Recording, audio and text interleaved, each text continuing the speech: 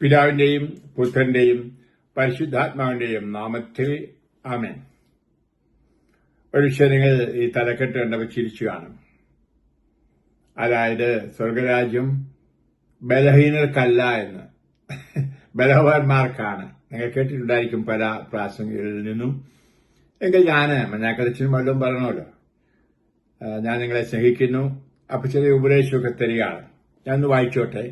മത്തായി എഴുതിയ സുവിശേഷം 11:12 വളരെ വ്യക്തമായി പറയുക, സ്നാമയോഹന്നാന്റെ നാളുകൾ മുതൽ ഇന്നുവരെ സ്വർഗരാജ്യം ബലപ്രയോഗത്തിന് വിഷയമാക്കിയിരിക്കുന്നു. ബലവാന്മാർ അത് പിടിച്ചടക്കുന്നു. ഹല്ലേലൂയ എന്ന് പറഞ്ഞാൽ സ്വർഗരാജ്യം ബലവാന്മാർക്കാ, ബലഹീനർക്കല്ല. എന്ന് പറഞ്ഞാൽ ശാരീരിക ബലഹീനത അല്ല. മുടന്തനോ ചട്ടനോ പൊട്ടനോ എന്നെപ്പോലെ വീഴ്ചകളിരിക്കുന്ന അതെ ചട്ടൻ അല്ലെങ്കിൽ ബലഹീനൻ അല്ല. പിന്നെയോ ആന്തരികതയിൽ ബലഹീനരായിട്ടുള്ളവർക്കല്ല, ആന്തരികതയിൽ ബലമുള്ളവരായിരിക്കണം. ഈ ആന്തരിക ബലം എന്താണ്? പരിശുദ്ധാത്മാവാണ്. ഹല്ലേലൂയ. നമ്മൾ വായിക്കുന്നുണ്ട് യോഹന്നാൻ എഴുതി അപ്പസ്തോല പ്രവർത്തനം 1:8 പരിശുദ്ധാത്മാവ് നിങ്ങളുടെ മേൽ വന്നു കഴിയുമ്പോൾ നിങ്ങൾ ശക്തി പ്രാപിക്കും.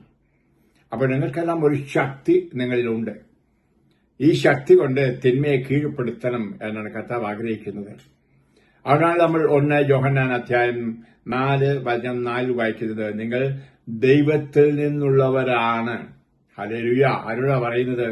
നമ്മളോട്, വിശ്വാസികളോട്, യേശുക്രിസ്തുവിനെ രക്ഷകനായി സ്വീകരിച്ച വിശ്വാസികളോട് പറയുക, നിങ്ങൾ ദൈവത്തിൽ നിന്നുള്ളവരാണ്. നിങ്ങൾ വ്യാജപ്രവാചകന്മാരെ കീഴ്പ്പെടുത്തിയിരിക്കുന്നു. എന്നാൽ നിങ്ങളുടെ ഉള്ളിലുള്ളവൻ ലോകത്തിലുള്ളവനേക്കാൾ വലിയവനാണ്. ഹല്ലേലൂയ. ലോകത്തിലുള്ളവനാരാ? പിശാച് അവന്റെ കൂട്ടരും. നമുക്കറിയാം ലൂസിഫറും കൂട്ടരുമുണ്ട്. ആ സ്വർഗത്തിൽ താഴേക്ക് വന്നിട്ടുണ്ട് നമ്മളെ കീഴ്പ്പെടുത്താനായിട്ടും നമ്മളെ പരാജയപ്പെടുത്തി യേശുവിൽ അകറ്റുവാനായിട്ടും പറയാണ്. അതിനേക്കാൾ ശക്തിയുള്ള ഒരു ആറ്റം ബോംബ്, ന്യൂക്ലിയർ ബോംബ് നിന്റെ ഉള്ളിലുണ്ട്. നിങ്ങളിൽ വസിക്കുന്ന ദൈവരക്തമായ പരിശുദ്ധാത്മാവിന്റെ ആലയമാണ് നിങ്ങളുടെ ശരീരമെന്ന് നിങ്ങൾക്ക് അറിഞ്ഞുകൂടെ? ഹല്ലേലൂയ. 1 കൊരിന്ത്യർ 6:19 പറയാണ്, പരിശുദ്ധാത്മാവ് വസിക്കുന്ന ആലയമാണ് നീയും ഞാനും. അപ്പൊ നമ്മളിൽ ഒരു വലിയ ബോംബ് ശേഖരണമുണ്ട്. ആ ബോംബ് പൊട്ടിക്കണം, അത് തകർക്കണം. എന്തിന്? ശത്രുവിനെ കീഴടക്കുവാൻ. ശത്രു ആരാണ്? പരീക്ഷകളുമായി വരുന്ന പ്രലോഭകൻ. നമുക്ക് നമ്മുടെ ആ ബലഹീനതയെ സഹായിക്കുന്നവൻ. ആ ബലഹീനത എന്ന് പറഞ്ഞുകൊണ്ട് വീണ്ടും കള്ള കുടിച്ച് പെണ്ണും പിടിച്ച് അല്ലെങ്കിൽ എല്ലാവരും തിന്മയും കള്ളടിച്ചും കള്ളത്തരം കാണിച്ചും കൈക്കൂലി കൊടുത്തും മുന്നോട്ട് പോകുന്നതിന് ക്രിസ്ത്യാനിയാണ്. ക്രിസ്ത്യാനിയല്ല, ചുമ്മാ പുറമേയുള്ള പൊള്ളത്തിനെ നിർത്തണം, തകർക്കണം. ഒരു പുതിയ ജീവിതത്തിലേക്ക് വന്നേ മതിയാവും മക്കളെ. ഇവിടെയാണ് എല്ലാവരും പറയും, എന്റെ ബലഹീനത കൊണ്ട് ഞാൻ പുക വലിക്കുന്നു, ബലഹീനത കൊണ്ട് ബറ്റം മുറുക്കുന്നു, ബലഹീനത കൊണ്ട് ഞാൻ അങ്ങനെ ചെയ്യുന്നു, ഇങ്ങനെ ചെയ്യുന്നു. എടാ ക്രിസ്ത്യാനി, നീ ക്രിസ്ത്യാനി ആണെങ്കിൽ ബലഹീനല്ല, നീ ശക്തനാണ്. ഞാൻ പറയും അടി കൊടുക്കാതിട്ടാന്ന് പറയും. ഹല്ലേലൂയ. ബലഹീൻ, വീക്ക് കൊള്ളാഞ്ഞിട്ടാ. ഹല്ലേലൂയ. ഞാൻ പറയുന്ന കാരണം എന്താണ്? കാരണം നമുക്ക് പരിശുദ്ധാത്മാവിനെ തന്ന പരിശുദ്ധാത്മാവ് ശക്തനാണ്. അവർ വ്യക്തമായ റോമ 8:26 പറയാണ്, നിന്റെ ബലഹീനതയിൽ പരിശുദ്ധാത്മാവ് നിന്നെ സഹായിക്കുന്നു. അവിടെ ഒരുത്തം പറയും, എനിക്ക് ബലഹീനതയുണ്ട്, ക്രിസ്ത്യാനിയല്ല, ബലഹീനത കൊണ്ട് ഞാൻ പുക വലിക്കുന്നു, ബലഹീനത കൊണ്ട് കള്ളു കുടിക്കുന്നു, ബലഹീനത കൊണ്ട് ഞാൻ പെണ്ണ് പിടിക്കുന്നു, ബലഹീനത കൊണ്ട് ഞാൻ ഇത് ചെയ്യുന്നു, കട്ടുപോകുന്നു. ഇല്ല മക്കളെ, അങ്ങനെ പറഞ്ഞാൽ നീ ക്രിസ്ത്യാനിയല്ല, നിന്നിൽ പരിശുദ്ധാത്മാവില്ല, നീ ദൈവത്തിനുള്ളവനല്ല.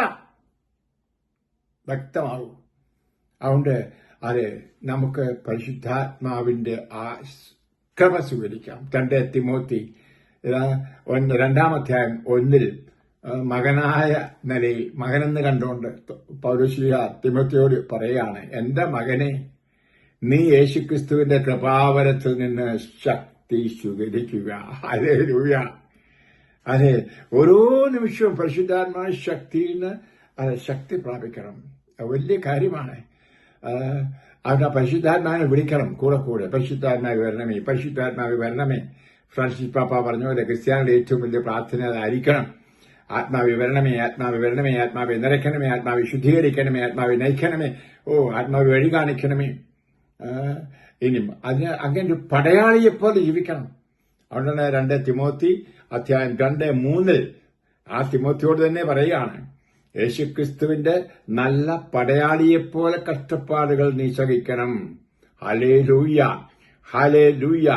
പ്രിയമുള്ളവരെ, ഈ ധൈര്യം കർത്താവിൽ നമ്മൾ നേടിയെടുത്ത് ശക്തരായി മുന്നോട്ട് പോകാനായിട്ട് ശ്രമിക്കുക. അതാണ് നമുക്ക് ആവശ്യമായിട്ടുള്ളത്. ഇതിനാണ് നമുക്ക് കൂരാശകൾ. നമ്മൾ മോൾശ സ്വീകരിച്ചപ്പോൾ ചെറുപ്പമായിരിക്കാം, ജ്ഞാനസ്ഥാനം സ്വീകരിച്ചപ്പോൾ ചെറുപ്പം. ചിലരൊക്കെ അഡൽട്ട് ബാപ്റ്റിസം സ്വീകരിച്ചവരുണ്ട്.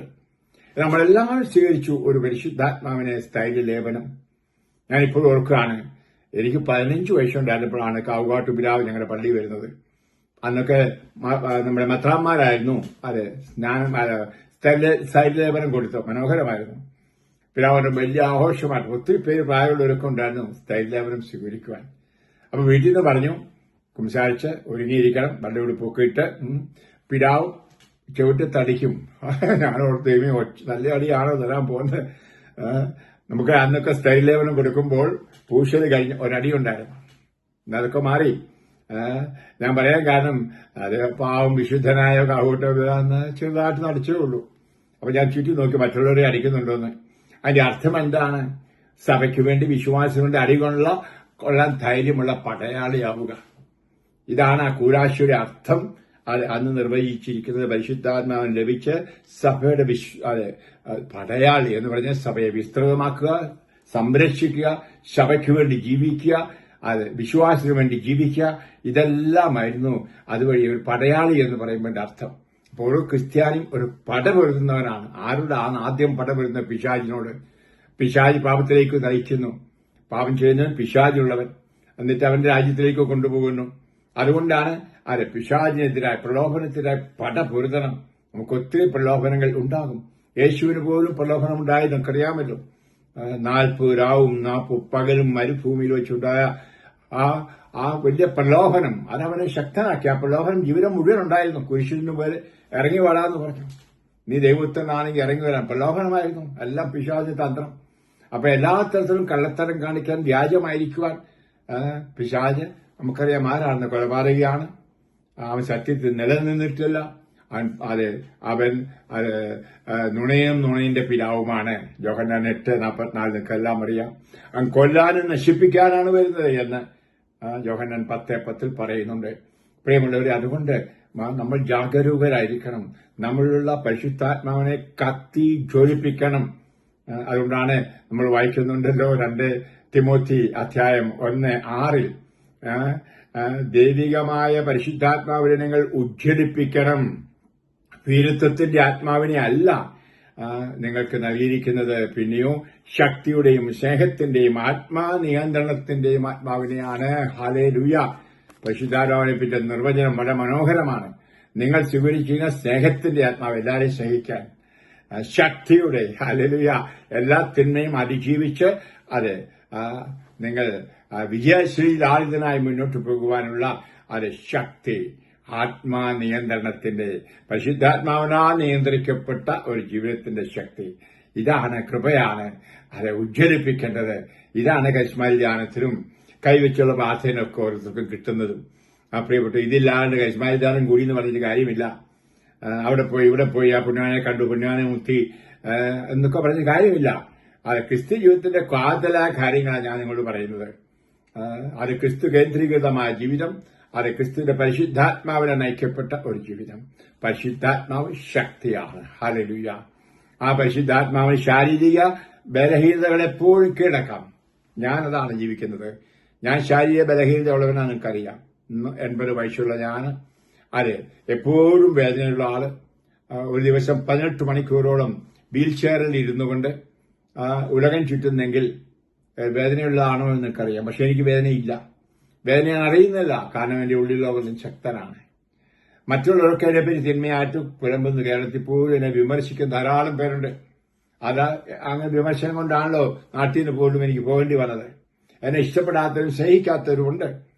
അവരെല്ലാം സ്നേഹിച്ചുകൊണ്ട് അവർക്കെല്ലാം വേണ്ടി പ്രാർത്ഥിച്ചുകൊണ്ട് ഞാൻ മുന്നോട്ട് പോകുന്നുണ്ട്. ഞാൻ ശക്തനാണ്.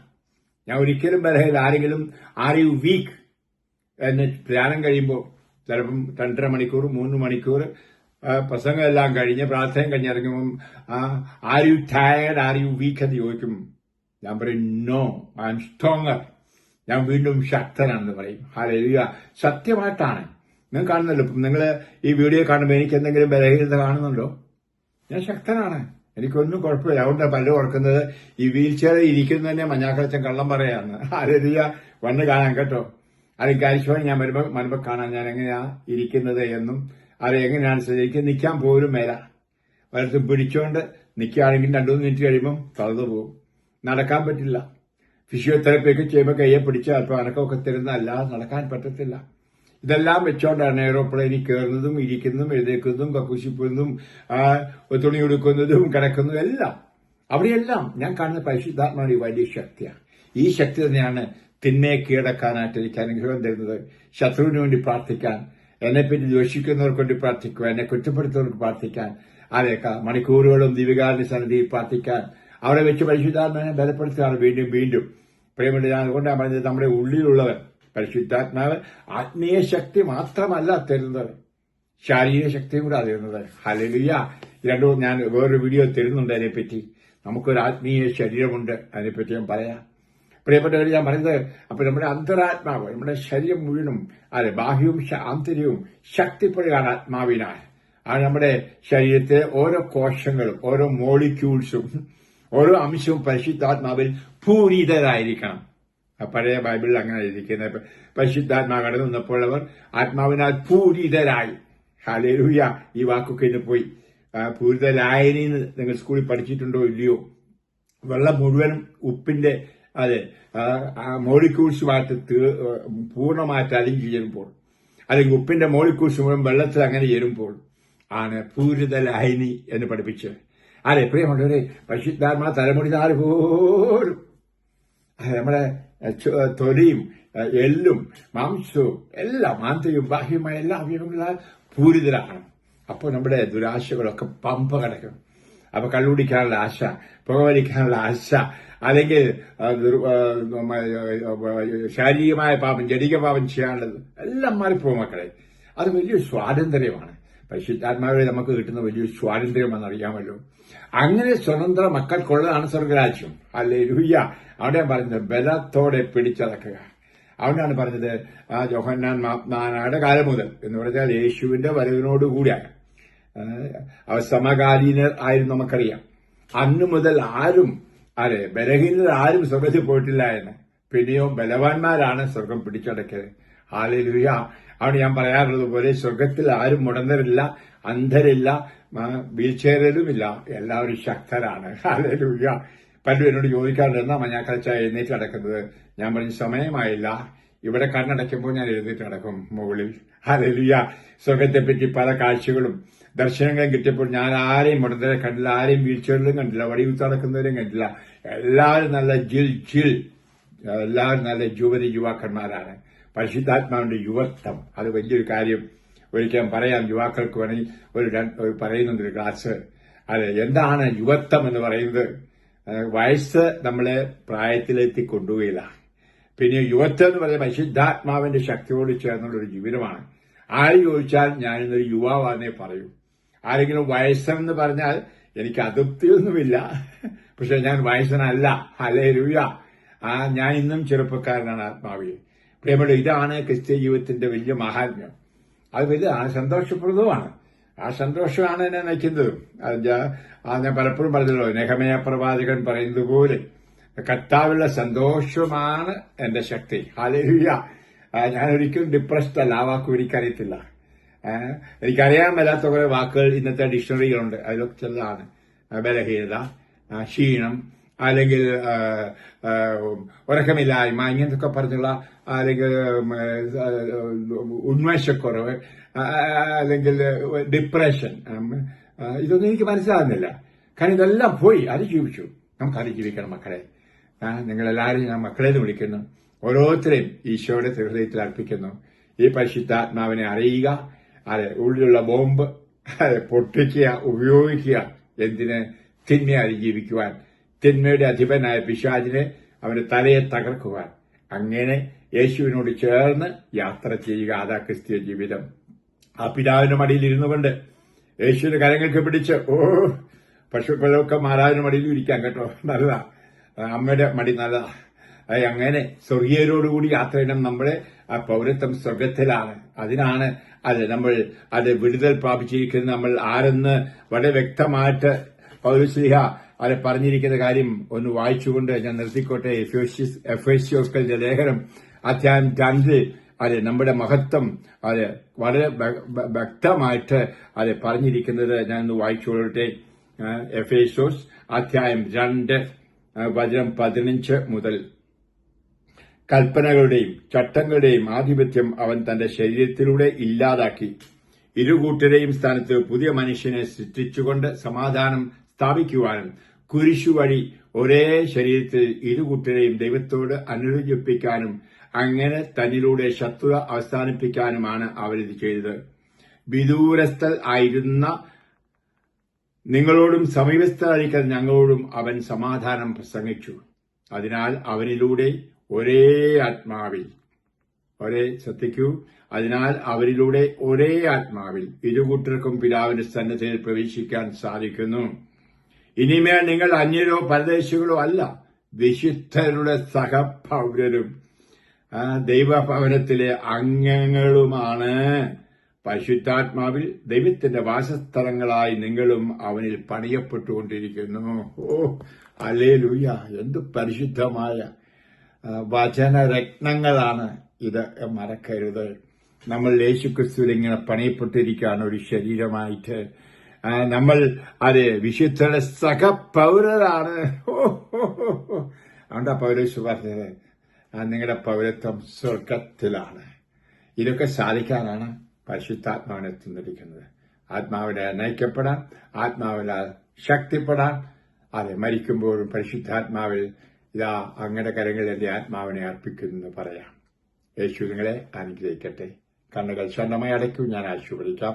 കർത്താവിതൻ ലളിതമായി കുട്ടികളോട് സംസാരിക്കുന്ന പോലെ ഈ വചന ശുശ്രൂഷ കൊടുത്തത് അവരുടെ ഉള്ളിലുള്ളവരെ തിരിച്ചറിയുവാൻ, ഉള്ളിലുള്ള ശക്തി അറിയുവാൻ, ആ ശക്തിയെ വിളിച്ചപേക്ഷിക്കുവാൻ, ഏത് വിഷമം, സങ്കടങ്ങൾ, ഉത്തരം കിട്ടാത്ത നിമിഷങ്ങൾ വരുമ്പോൾ പരിശുദ്ധാത്മാവ് വരണമെന്ന് വിളിച്ച് പ്രാർത്ഥിക്കുവാൻ, ആ ശക്തിയിൽ എല്ലാത്തിനും ഉത്തരം കണ്ടുപിടിക്കുവാൻ കൃപ കൊടുക്കണമെന്ന് പ്രാർത്ഥിക്കുന്നു.